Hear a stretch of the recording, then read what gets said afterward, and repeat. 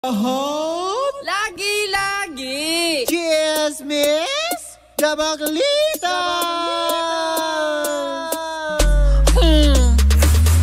Same, pero iba! Kaya patuloy pa rin pong nakatutok at nakikinig sa number 106.7 na Energy FM. Madawag mong sabihin radyo! Sabihin mo! Oh, diba? Hello pa rin po sa inyong lahat. Isang magandang araw. Isang araw ng Lunes sa inyong lahat. Kalahati na ng buwan. Oo nga. Ng Oktubre. Mare, ilang araw na lang, ilang linggo na lang, ilang buwan na lang, Pasko na naman. Diba na nakakaloka yan? Pero bago ang lahat, bago nyo makalimutan sa inyong mga listahan, ako po si Kapitana Sisa. At ako naman ang pumuno sa listahan. Lucky. O, diba? Na si Tita Cora. At ito na ang Baklitas! Woo! Ay, diba? Hello po sa inyong lahat. Happy Monday morning sa Kamusta ang weekend mo, Mare? Masaya naman, as in talagang nakapagpahinga ng maayos. At syempre, dahil nga syempre sa ating katatapos lamang na celebration last Friday, nakakatuwa pa din, nakaka-overwhelm pa din. Oo. Diba? Uy, month-long ito Oo, month-long. At syempre, tuloy-tuloy pa rin yung ating tunog pera. Oo. Kaya tabayanan nyo yan sa mga susunod pa mga araw. At may pahuhulaan ba tayo ngayon? Meron tayong pahuhulaan pero mamaya tatawag sila sa programa ni DJ Jimbo at saka ni Sheena. Yun yung pahuhulaan. Paririnig natin sa kanila. Sa anong drama mo? Correct, hindi ba? Kaya buksan ang inyong mga radyo, tumutok lang, wag bibitaw. Dahil baka ma-miss mo ang tunog pera. Hindi lang yun, Mare. Namimigay din tayo ng pera sa Correct. sa ating mga papa drivers na nakabita ng sticker. Para sa ating pang-gas, pang-cash. Diba? Dami pinamimigay. Naman, ganyan talaga kapag nagsa-celebrate ka. Month-long celebration yan. Daming pera, Diba? energy.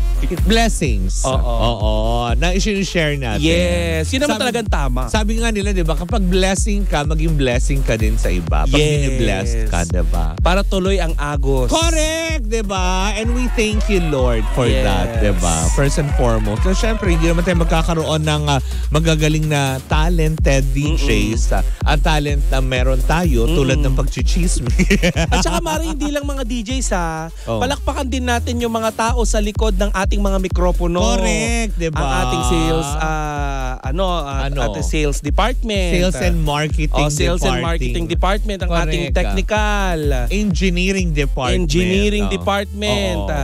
Accounting department. Baka magtampo.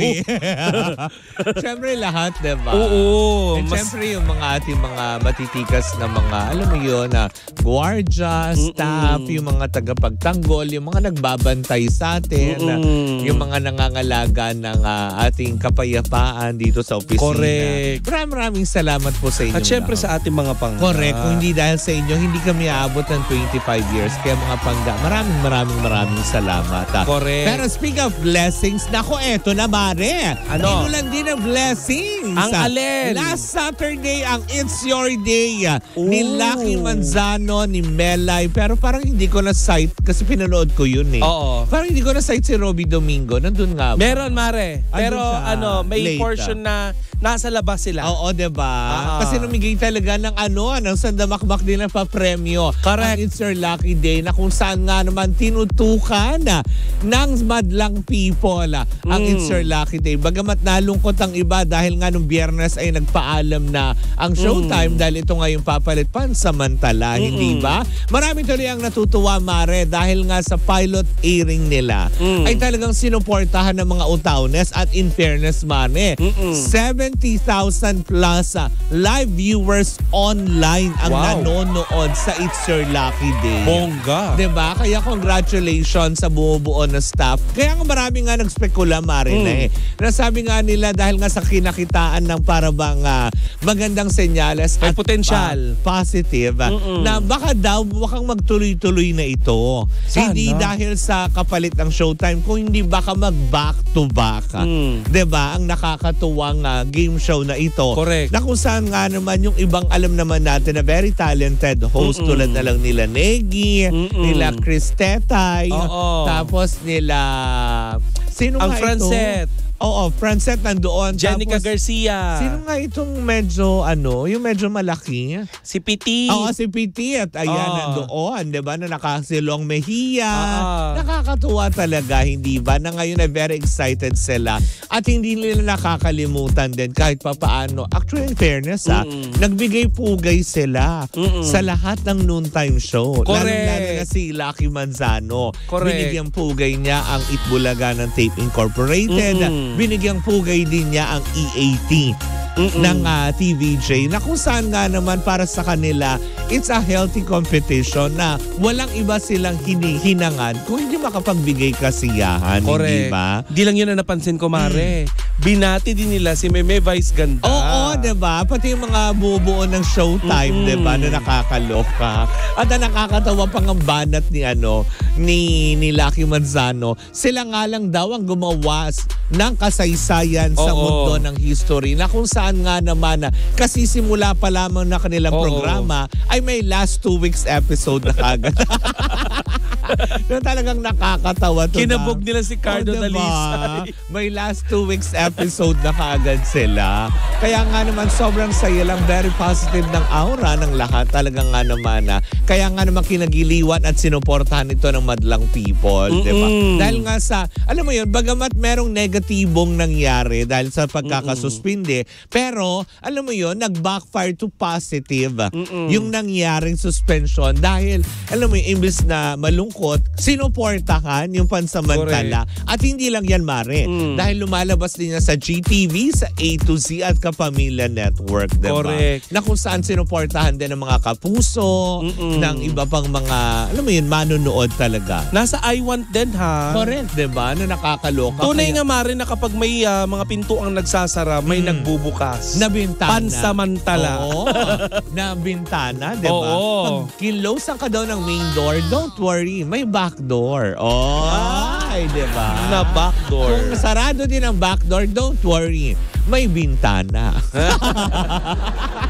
Pero pag ikaw talaga nahuli, akyat bahay.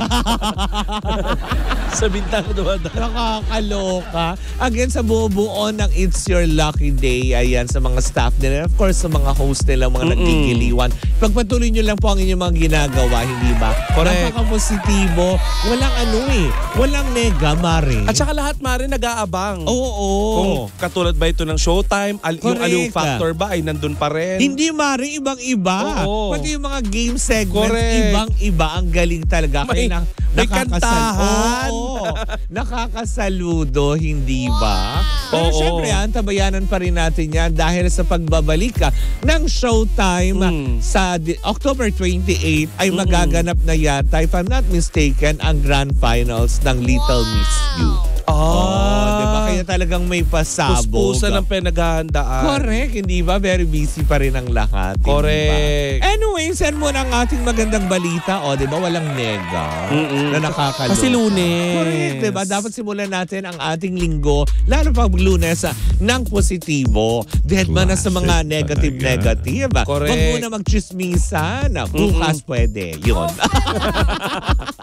Ay, mamaya may chismis ako sa'yo. Ano? Hindi ko pa rin maiwasan eh. Sige. Sige, mamaya. Pagbabalik Makikibalita na. tayo Oo. yan. Anyways, muli po ako po si Kapitana Sisa. At ako naman yung Tita Cora. At kami pa rin ang Baklitas! Woo! Woo! At tuloy-tuloy pa rin po ang ating tugtugan. Siyempre, dito po lamang yan sa number 106.7 Energy FM. Panggawag mong sabihing radyo. Sabihin mo!